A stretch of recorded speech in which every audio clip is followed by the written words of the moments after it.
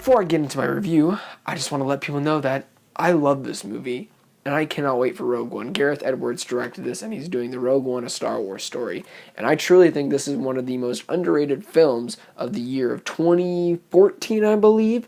And I think you guys should check this out and don't listen to what the critics said. So now, let's get into Shin Godzilla. Shin Godzilla, Godzilla Resurgence, whatever the heck it's called, I'm calling it Shin Godzilla in my review, is a foreign film from Japan, I believe, and they wanted to do something right for Godzilla because some people had an issue with the American version, and then obviously the people that created it in Japan, Tokyo, wanted to re-franchise it, reboot it, and I was really excited for this because, number one, I love the idea of that from where it started. It's beginning anew, and also it's the original creators, and I repeat, love foreign films. The Raid is one of my favorite films of all time, including with the Ip Man trilogy. Ip Man 3 had some issues, but it was still a great time. But here's the bottom line.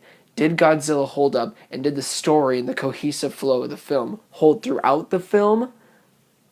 I'll tell you, I did not care about any of the people that were dying or getting hurt or the business meetings. And sometimes there was awkward humor, and I did not like that or enjoy that. I understand there's some people that did, but I wanted a serious film, and I thought that's what we were getting. If that's more of like the campy franchise, like the old Godzilla that we were trying to do, that's great. That's great for those fans. I personally didn't want that. The trailer made it seem very vicious and dark. And don't get me wrong, this movie is not some like Marvel Iron Man 3 happy pappy film. It is a dark film at times, and sometimes it jumps into comedy at weird transitions, and I really was not a fan of that. Another thing I didn't like was the pacing. The pacing was all over the place. It was so boring of business board meetings, of trying to figure out what to do, and I understand that like they were trying to integrate the new, like looking at Twitter and social media and be like, what do we do? We need to help the people out. And I thought that was interesting and cool, but overall, every single scene with humans is so boring. I did not care about the characters. The character development was not very good at all. The acting was fine. The delivery in every single actor and actress just did not sit well with me. Now, did Godzilla deliver? In a way, yes and no. In this film, I don't know if it's a spoiler, I'm sorry if it is, but little mini spoiler, he evolves throughout the film.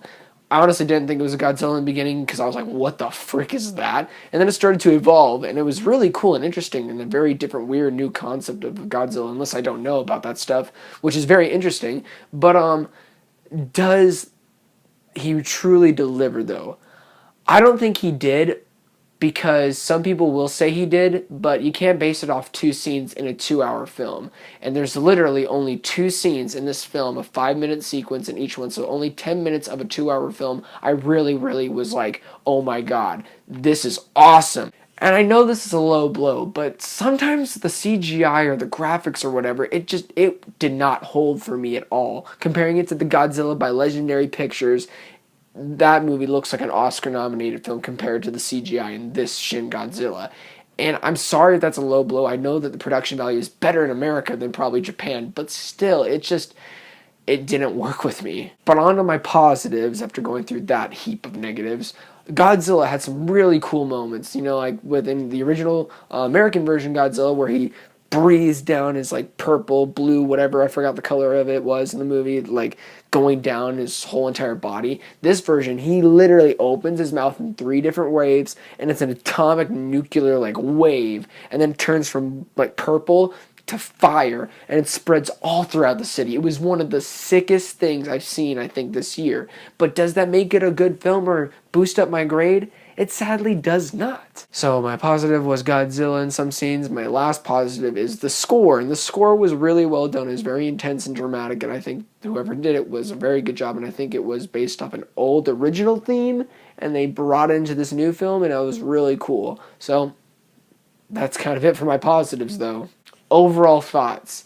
If you enjoy foreign films, I don't think you'll like this, in my opinion. You will not care about the characters, because I cared about the characters in Ip Man and The Raid and plenty of other foreign films I've seen.